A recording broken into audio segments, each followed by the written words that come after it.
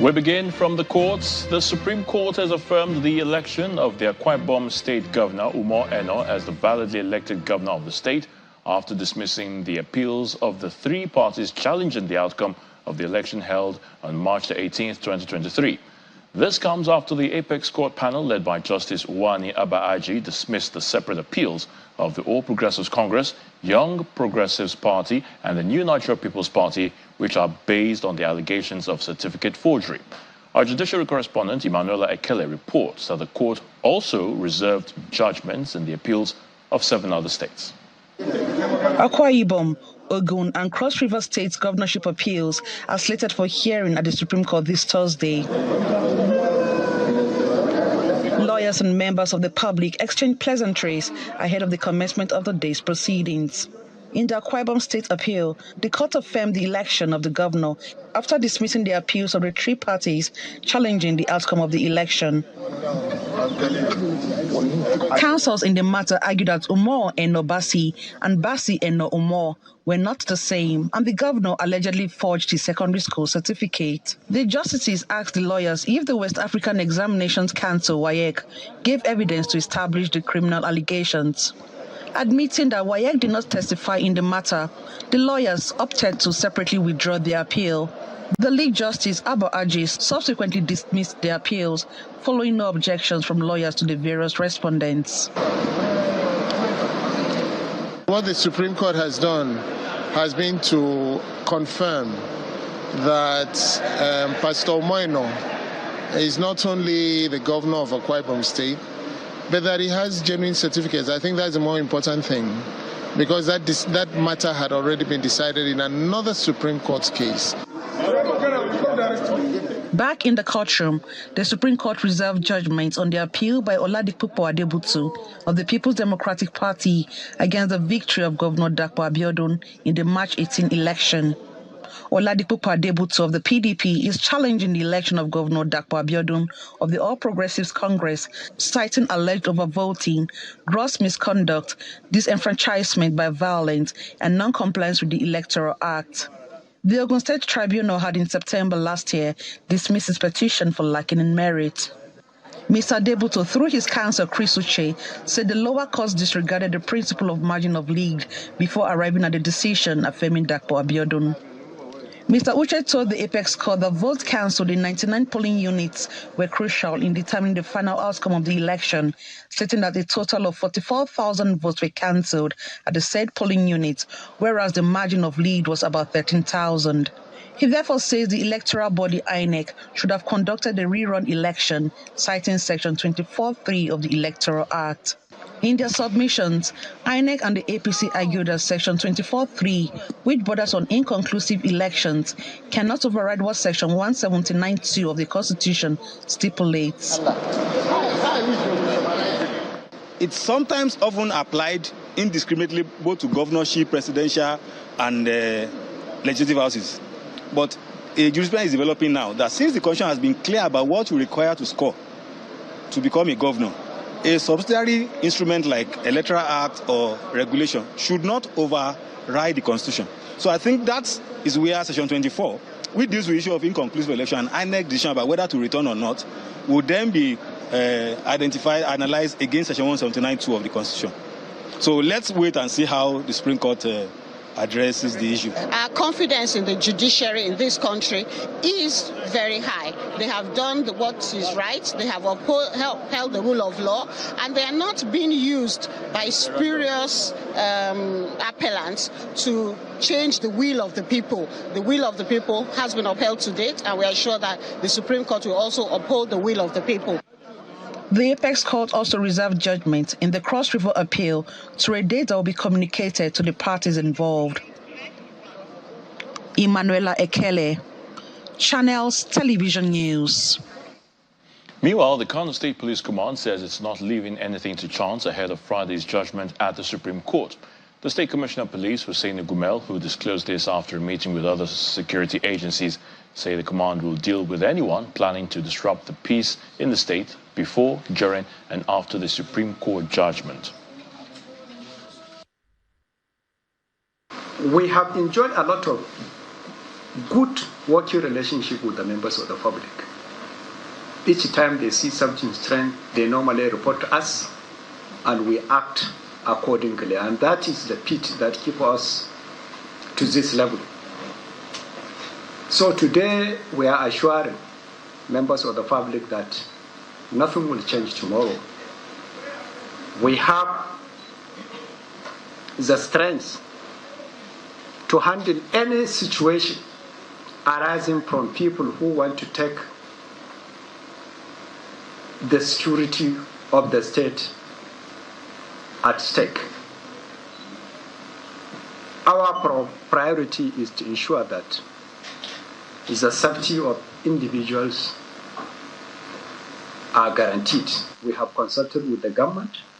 In various fora, His Excellency has made several statements that no cause of Allah, people should abide by the outcome of the decision of the court.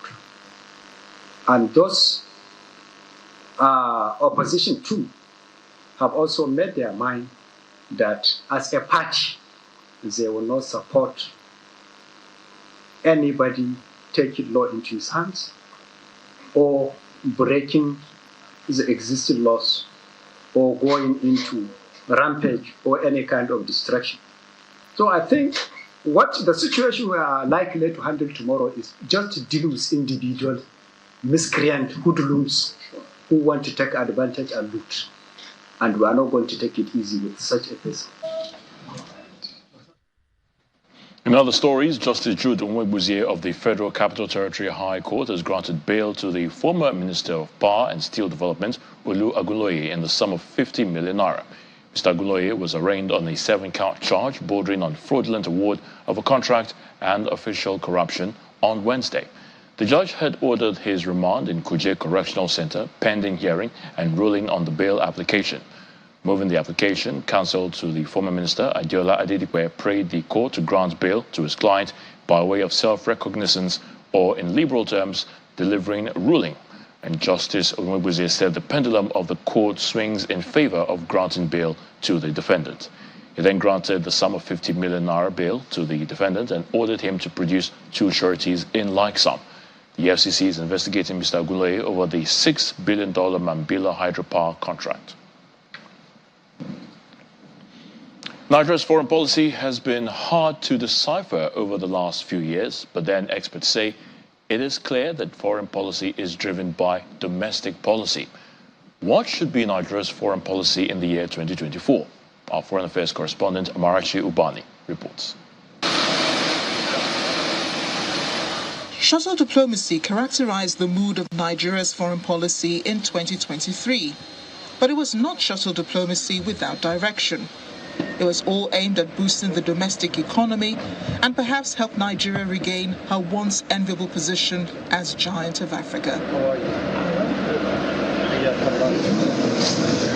The new president, Bola Ahmed Tinubu, wasted no time in posturing Nigeria as Africa's big brother when he announced his stand on the Niger coup at the extraordinary session of the Economic Community of West African States in the month of July in Abuja. I want us to be strong, forceful, and resolute about the survival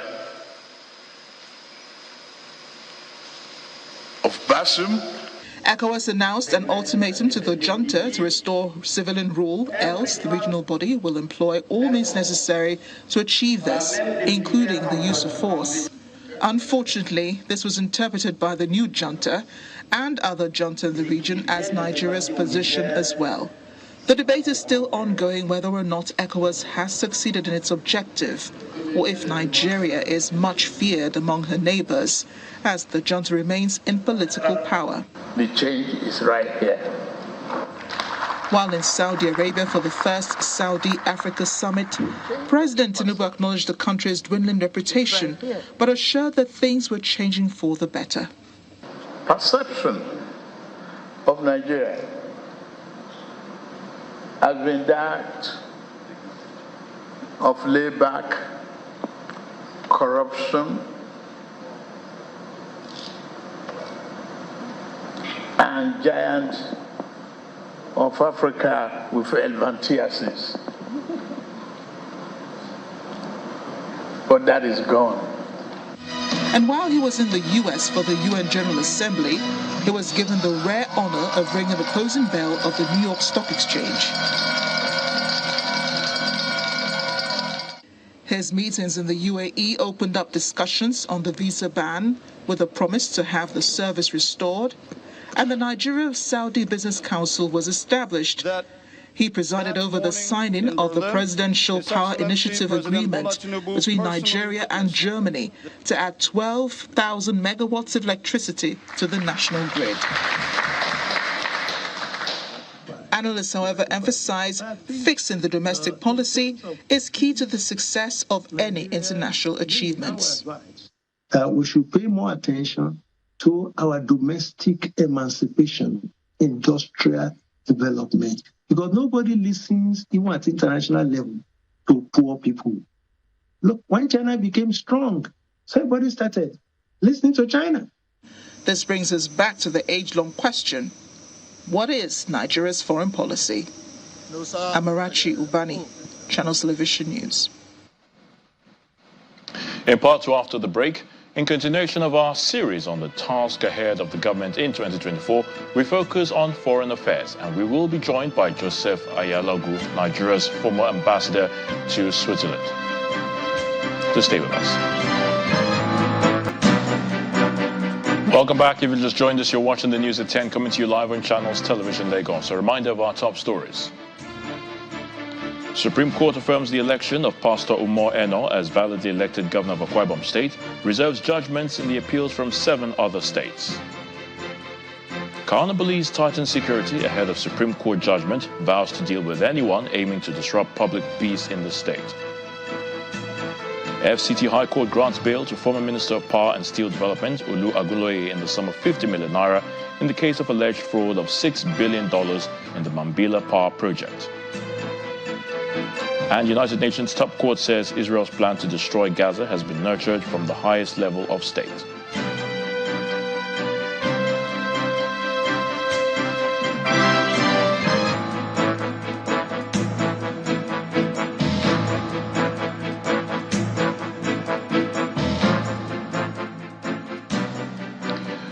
Earlier, I spoke with Nigeria's former ambassador to Switzerland, Joseph Ayalogu, on his expectations for the country this year in the area of foreign affairs.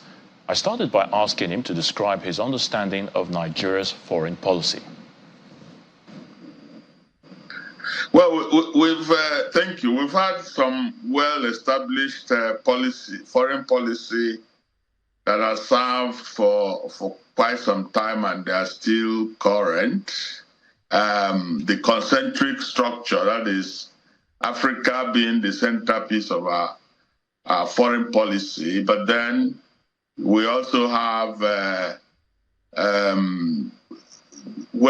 closest, even within that African context, our immediate neighbors are, for obvious reasons, our main concern. Then, of course, the sub-region, then the wider African continent, and then, of course, the rest of the world. But the current administration has brought in about 4 news angles, but these are more like nuances. Centering the foreign minister initiated that recently. The 4 Ds: democracy, development, diaspora, and I think the other one is, the 4 Ds are also making, just elaborating on the foreign policy. The president made some international trips last year, and amidst the shuttle diplomacy were some results. The deal with the UAE on visas, the power partnership with Germany, and of course business partnerships with Saudi Arabia. Are these a reflection of government's efforts back home as it tries to restore Nigeria to good economic health? Well, yes, I would say that that's part of it, but definitely not. A lot more needs to be done. But of course, it's very important that we reestablish our economic, strengths, because domestic strength enhances foreign policy activities. The president has emphasized trying to get investment, foreign direct investments, and so on. And well, he also needed to be seen in the foreign, the global with the global arena. So these are reasons for this journey. But of course, you know that the domestic challenges are in country, and a lot more effort will have to be in the country itself, in Nigeria, and the trust will be to create, as we say, the enabling environment, and the enabling environment for now centers on security, infrastructure, energy. These are the things that actually encourage, attract investment.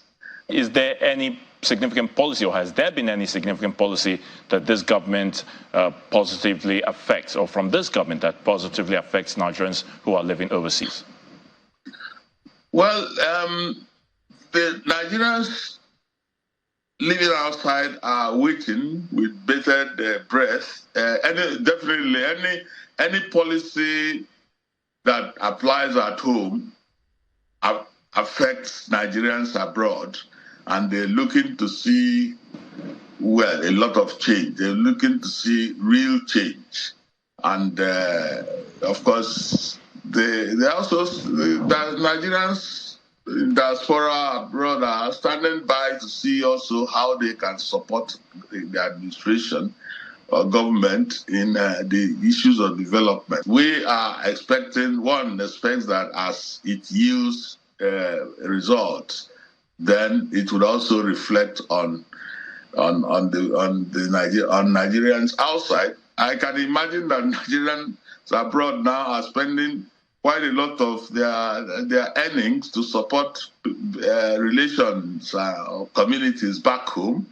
They will definitely want to probably reduce on that. Even if they would bring in money, let it be investment money, not just welfare money. Ambassador Joseph Ayalogu, we sincerely thank you for your thoughts on the news at 10. Thank you very much. So let's head to the nation's capital, where Gloria Umizuke is standing by to give us the very latest from our Abuja studios. Over to you, Gloria. Many thanks, Ayo. Well, here in Abuja, the Nigerian defense is apologizing to the civilians caught in the crossfire between the military and suspected terrorists on January 6 along the Abuja-Kaduna Expressway. The Director, Defense Media Operations, Major General Edward Buba, stated this at a bi-weekly meeting today. He also revealed that a number of terrorists have been arrested following raids on the Buhari axis of the nation's capital, where kidnappings and other crimes have been recorded in the last few weeks. Our defense correspondent, Kayla Megwa, reports. It is even easier now than the social media. Please. The bi-weekly media briefing of the Defense Media Operations started with an update on achievements of the military in various theaters of war across the country. But this time, the focus moves to Operation World Punch of the Northwest, particularly combat with terrorists along the Kaduna-Abuja Expressway on January the 6th, 2024, where some civilians were caught in a crossfire. Okay, let me start with what happened on the 6th on the Kaduna-Abuja highway, where the terrorists were going to cross the road and they were effectively engaged by troops. Unfortunately, some civilians were caught up in the crossfire. We're in a situation of war. It's unfortunate that some civilians were caught up in that crossfire, but that is how it is. We cannot leave them. We have to go after them. Residents of the Buhari axis of Abuja have also complained of attacks by kidnappers in recent times in places like Mape, Pachin, Garam, Kudoro, and Ida. The Director of Defense Media Operations says arrests have been made there as well. They also conducted fighting patrols to Buhari Area Council of the FCT, where they raided hideouts of suspected extremists in Buhari and Tafa local government areas of Niger State. I'll say that operations are ongoing to root out activities of these extremists posing a threat to the FCT following recent reports. In the last 1 week, we have arrested several of them, and they are providing intelligence to support our operations. This is the much I can say about that for now. Reports state that about 300 people were kidnapped in Abuja in 2023 alone.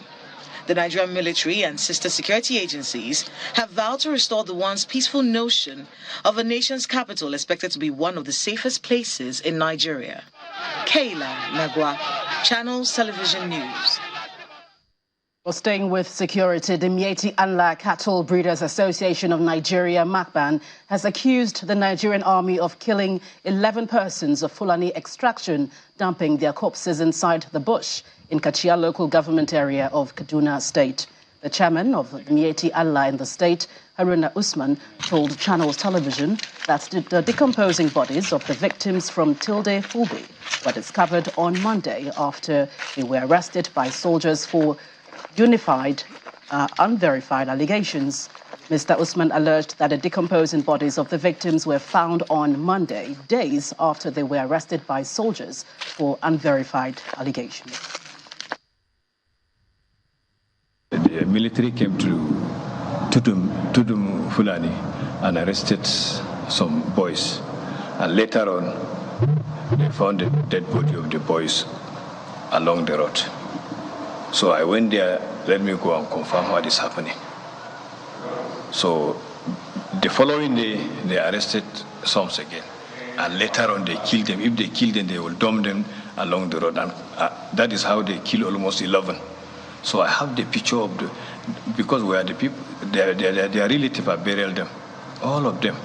And small boys, 15 years, 20 years. The oldest one is 20 years. I was surprised. So that is why I rushed here to appeal to the government to come to our aid and help our people. Nobody told us anything. They just arrested that they are looking for bandits inside Laduga. No any kidnapping, no anything inside Laduga.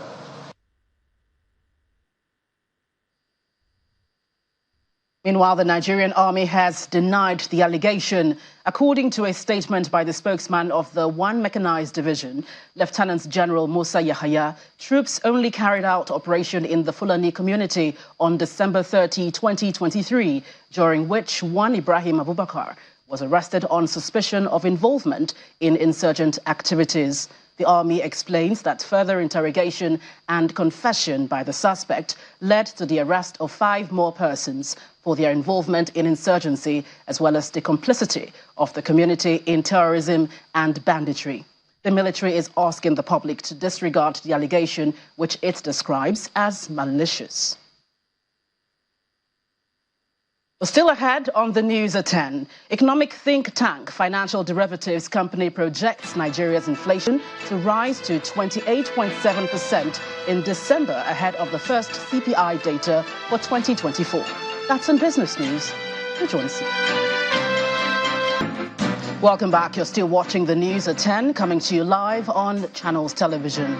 The Imo State Governor, Mr. Hope Uzodinma, is urging the leadership of the Nigerian Army to work ceaselessly to strengthen the unity of the country and also work in collaboration with relevant stakeholders to ensure that the state of insecurity in the North Central and the Northwest is addressed. Governor Uzodinma disclosed this at the Government House in Owerri, the Imo State capital, when he played host to the Chief of Army Staff, Lieutenant General Taurid Abaja, and his team. As you go along doing your job, as you go along defend Nigeria, I urge you to work ceaselessly to strengthen the unity of the country, to work in collaboration with other stakeholders, to ensure that the current spate of insecurity and violence trending in the North Central, in the Northwest, is also addressed the way you address that of the Southeast. Wherever I am and wherever I go, if I have the opportunity to canvass support for our military, my experience and knowledge of the military has revealed that almost all the senior officers in the Nigerian Army are well-read and well-traveled. So if we must bring civilization to the country, all these officers must become agents that will bring civilization to our country. So that at the end of the day, the long age acclaimed history of the might of Africa will be sustained and maintained. Meanwhile, the Chief of Army Staff, Lieutenant General Taoreed Lagbaja, says he is happy that the security situation in Imo State and the Southeast has improved significantly following the collaboration between security agencies and the state government.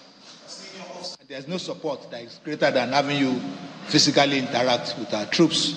So I want to appreciate you, Your Excellency, for identifying with the troops, the officers and soldiers of 34 Artillery Brigade, and for your continuous and immeasurable interventions, operation-wise, administrative-wise, and these have impacted positively in what the brigade is doing in the field. I remember my first entrance into this hall before it was remodeled, and that was the day we were facing serious challenges. So I want to appreciate you, Your Excellency. I want to appreciate the people of Imo State. Coming into Imo yesterday, I can attest to the fact that the security situation has improved significantly, and this has been achieved largely due to the support of the government and the good people of Imo State to the military and other security agencies. So I want to appreciate you, Your Excellency.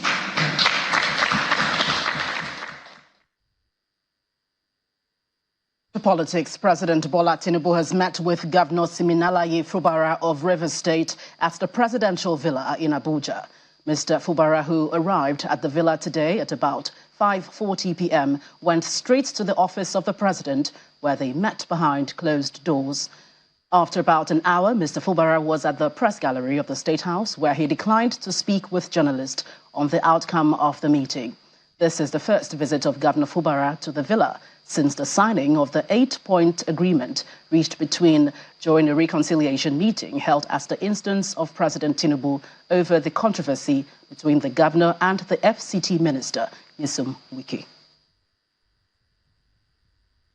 Meanwhile, back in Rivers State, the State House of Assembly has resolved to donate 2 million naira to the families of the 11 victims of the boat accident that happened in the state yesterday. This happened during an unscheduled plenary today, just as the House took the second reading of the two bills which were introduced during the last plenary by some of the members. Plenary, having adjourned to the 12th of January at their last sitting.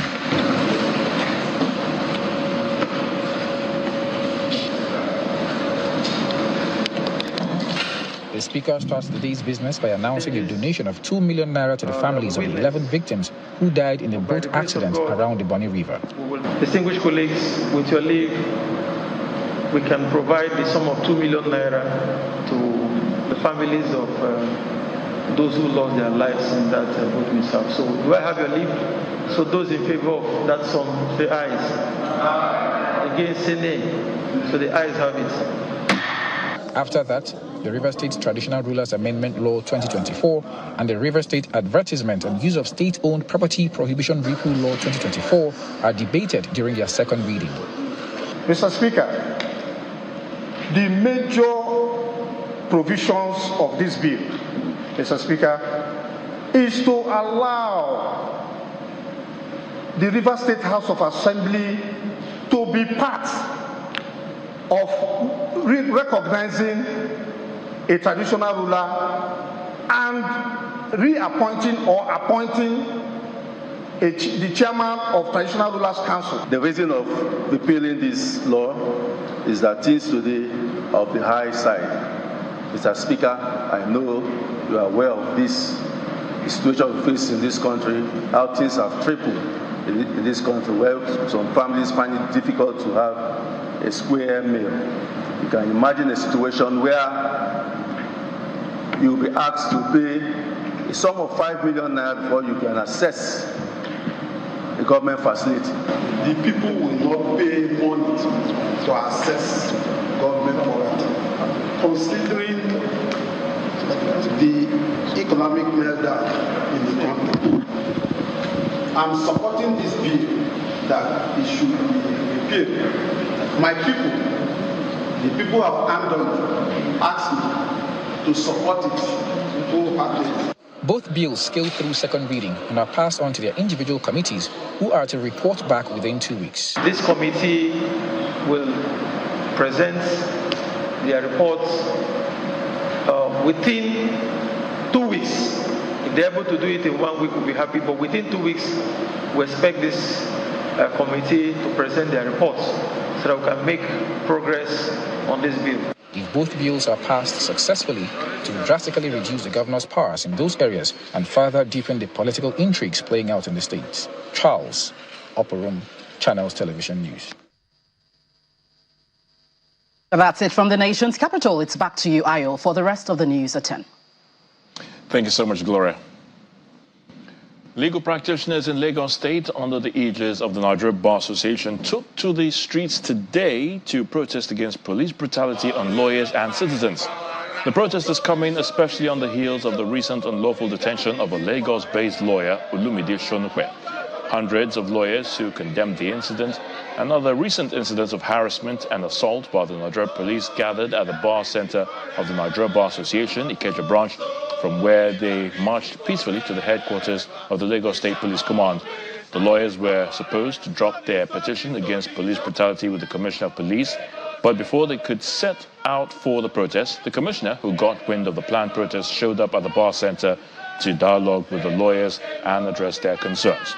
Despite this, the lawyers, led by Senior Advocate Mr. Femi Falana and the chairman of all 5 branches of the NBA in Lagos, embarked on the protest, chanting solidarity songs to register their displeasure at the conduct of the police.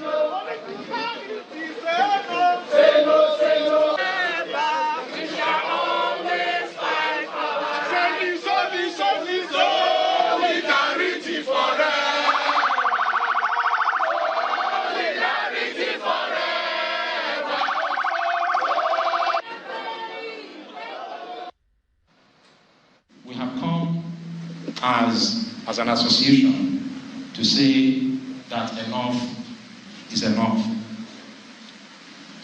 We are not saying that lawyers are above the law. Far from it. If a lawyer, whether in the course of performing his professional duties or otherwise, commits a crime, we expect that the due process of the law will be applied in bringing in justice. But what we consider totally unacceptable is that a lawyer be harassed, intimidated, or assaulted in the course of providing services to his client. I remember to my utter chagrin that when I was called to the bar in 1982, 42 years ago, this was our experience.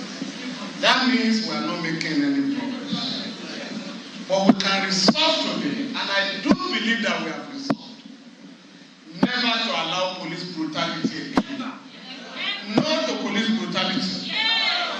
And for Nigerian lawyers, the message has gone out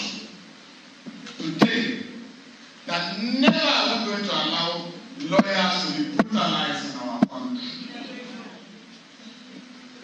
If we do not make the sacrifice of today, particularly the rally, the protests, the police will have felt that we are defeated. And going out, we have shown and demonstrated to the whole world that Nigerian lawyers have come to reject police brutality, police harassment, and intimidation. Following the official flag-off of the reconstruction of the third mainland bridge in Lagos, the 12-hourly interchange on the available carriage lane has commenced.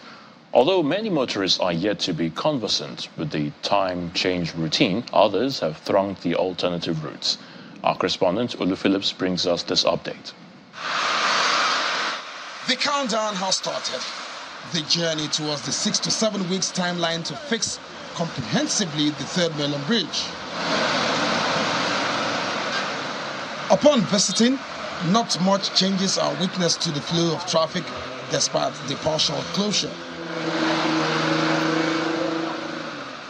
From 12 a.m. to 12 noon every day, motorists heading into the Lagos Island and beyond can still travel on this bridge.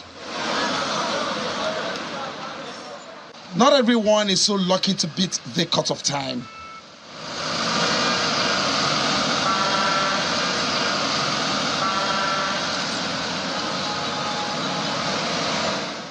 As soon as they block it at the entrance and the foot of the bridge to disallow people from coming into the third mainland bridge, those who have been prevented from coming out through the third mainland bridge can now start using it at 1 o'clock. So that interchange period, the road is deserted.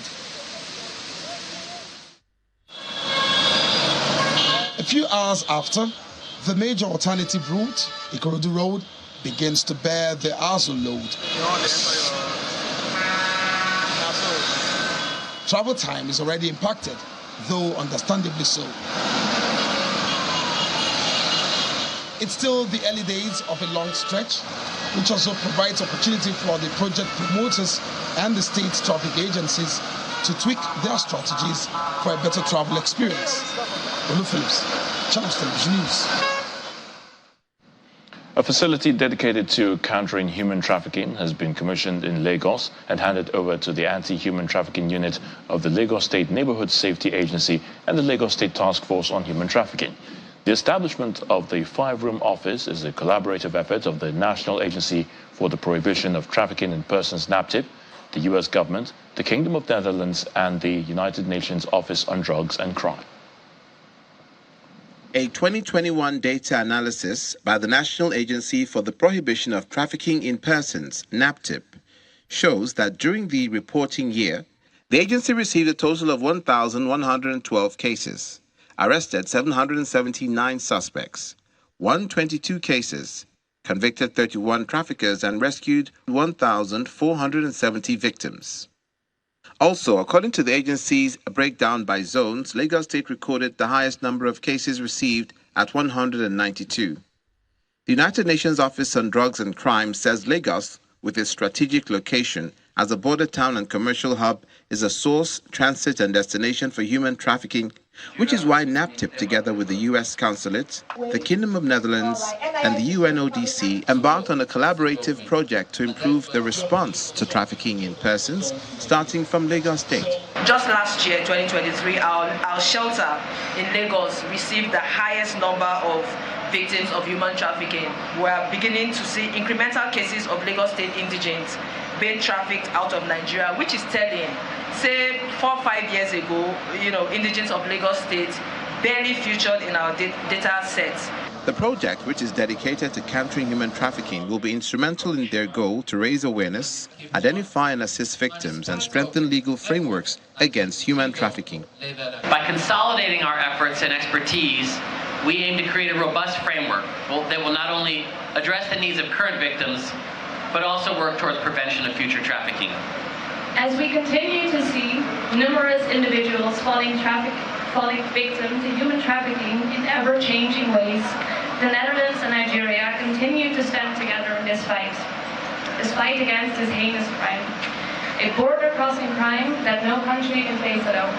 The TAP response in Lagos State is a unique model, which is the existence of the anti-trafficking unit of the LNSA, which are also members of the Lagos State Task Force, working closely and actively with the NAPTIP Lagos Zonal Command.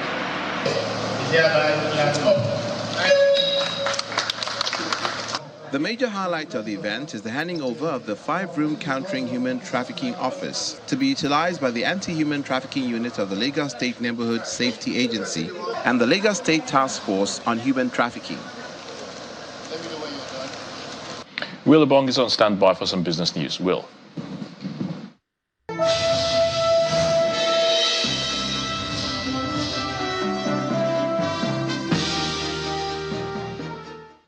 Thank you, Ayotunde. We begin with the hot stuff.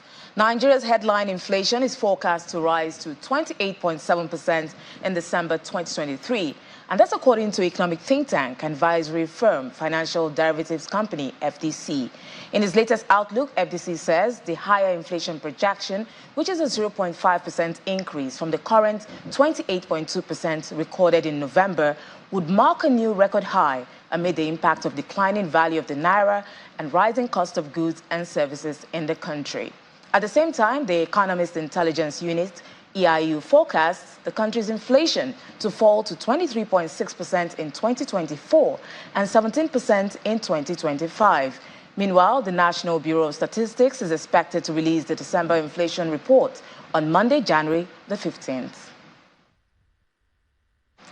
Now, the Odua Investment Company Limited has announced the retirement of its group managing director and CEO, Mr. Adewale Raji, after 10 years of dedicated service. In light of this development, the company appoints Mr. Abdulrahman Yunusa as a new group managing director and CEO effective June the 1st. Before now, Mr. Abdulrahman Yunusa was the executive director and the group chief financial officer of Odua Investments. At the same time, Mr. Yemi Ajao is appointed as the Executive Director and Group Chief Investment and Business Development Officer from January the 15th. The Group Chairman of Odua Investment Group, Otumba Bimbo Ashiru, appreciates the shareholders, which are the governors of the Southwest states, for their support and allowing the board steer the leadership of the company. Now, the equities market saw a rebound in today's trading session after the hot drop on Wednesday. Inijon Mekwa tells us more.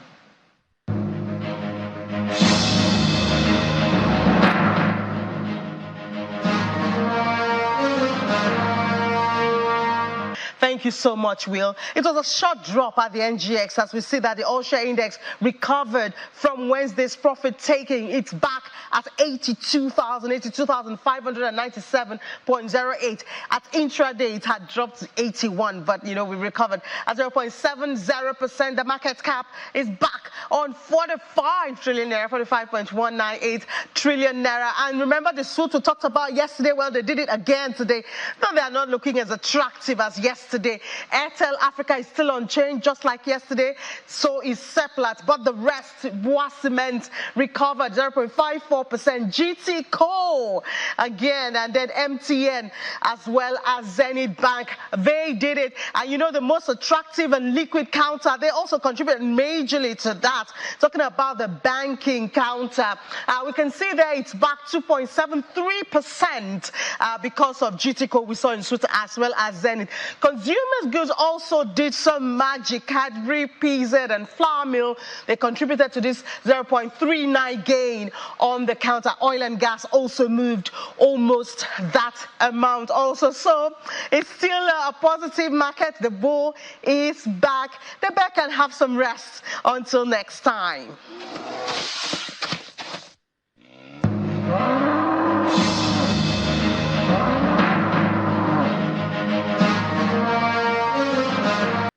And that's it on Business News. It's back to you, Ayotunde. Thanks so much, Will. Former U.S. President Donald Trump appeared in a court in New York for the closing day of a civil fraud trial, with lawyers for both sides making final arguments. Here's Simon Pusey with more international news in Around the World in 5. Good evening and welcome to the channel's studios here in London with your international news around the world in 5. The UN's top court has heard that Israel's plan to destroy Gaza comes from the highest level of state. South Africa has recognized the ongoing Nakba of the Palestinian people through Israel's colonization since 1948. The claims were made by South African lawyers as it presented its case accusing Israel of genocide at the International Court of Justice. South Africa also called on the court to order Israel to cease military operations in Gaza. Israel, which will present its defense on Friday, has vehemently rejected the accusations as baseless. Actually, our enemies, the Hamas, in their charter, call for the destruction and annihilation of the state of Israel, the only nation state of the Jewish people. Republican presidential candidates Ron DeSantis and Nikki Haley squared off in a tense debate, trading barbs just days before the Iowa caucuses. This is the UN way of thinking, that we're somehow globalists and we have unlimited resources to do. Donald Trump, the front-runner in the race for the party's 2024 nomination, once again chose not to attend and held a Fox News town hall event at the same time. When you look at Donald Trump, I have said, I think he was the right president at the right time. I agree with a lot of his policies, but his way is not my way. Iowa is the first in the state-by-state contest to decide who in the Republican Party will contest the general election, probably against Democratic President Joe Biden in November. Mr. DeSantis and Ms. Haley, a long way behind Mr. Trump in the Iowa polls, are hoping a strong second-place finish in the state on Monday will breathe new life into their campaigns. Meanwhile, former New Jersey Governor Chris Christie has dropped out of the presidential race with a parting shot at the frontrunner Donald Trump. I am going to make sure that in no way do I enable Donald Trump to ever be president of the United States again. The Republican had faced pressure to step aside and allow the party to unify around a viable challenger to Mr. Trump. He did not endorse anyone as he bowed out of the race. The Ecuadorian president, Daniel Noboa, has challenged armed gangs to take on the military rather than civilians, as soldiers were deployed to combat the criminal groups. Acabo de firmar el decreto de estado de excepción para que las Fuerzas Armadas tengan todo el respaldo político y legal en su accionar. Mr. Noboa declared a state of emergency on Monday after a wave of gang violence swept through the Andean country.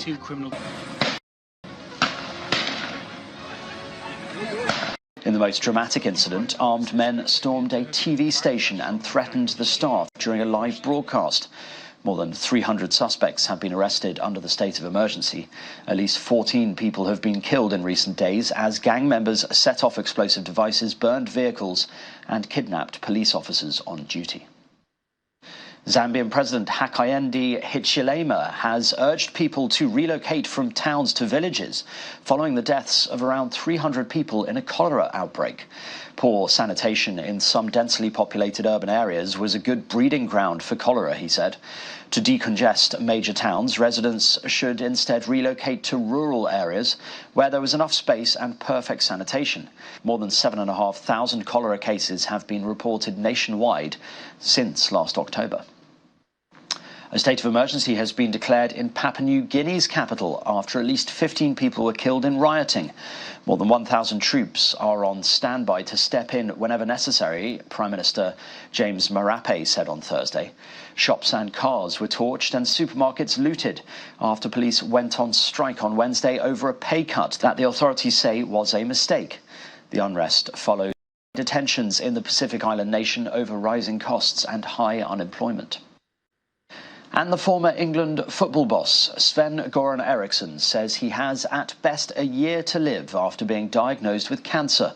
The 75-year-old Swede was the first foreign coach to manage England and led the side to the quarter-finals of the 2002 and the 2006 World Cup and the 2004 Euros. Eriksson, who had a 42-year career in management, learned of his cancer diagnosis almost 1 year ago and stood down from his most recent role as sporting director at the Swedish club Karlstad 11 months ago because of health issues. And that's your international news around the world in 5. Now back to the Channel's studios in Lagos.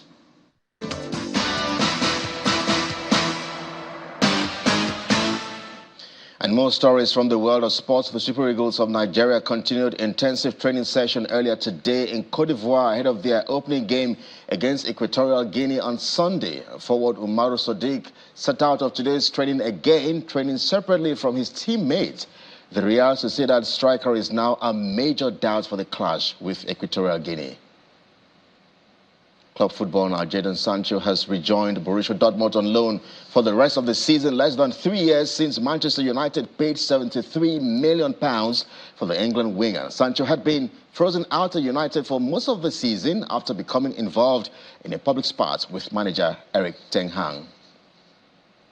And for the first time in the history of the Olympic and Paralympic Games, the Paris 2024 touch relay will be carried out by teams to symbolize the energy of the sport and teamwork. The Paris Olympic and Paralympics Games will also be remembered for many reasons, from the eagerly awaited opening ceremony, the first to be held outside a closed stadium and attended by the largest crowd in history, to the formation of teams of 24 individuals who will carry the touch in both the Olympic and Paralympic touch relays. And that's Sports News Tonight. It's back to Ayotunde.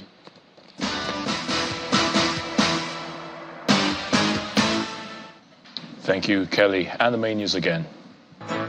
The Supreme Court today affirmed the election of Pastor Umar Eno as the validly elected governor of Akwa Ibom State. The Apex Court also reserved judgment in the appeals filed over the governorship election in 7 other states. That's the news at 10 tonight. Thank you for watching. I'm Ayotunde Balogun. Do have a good night and stay safe.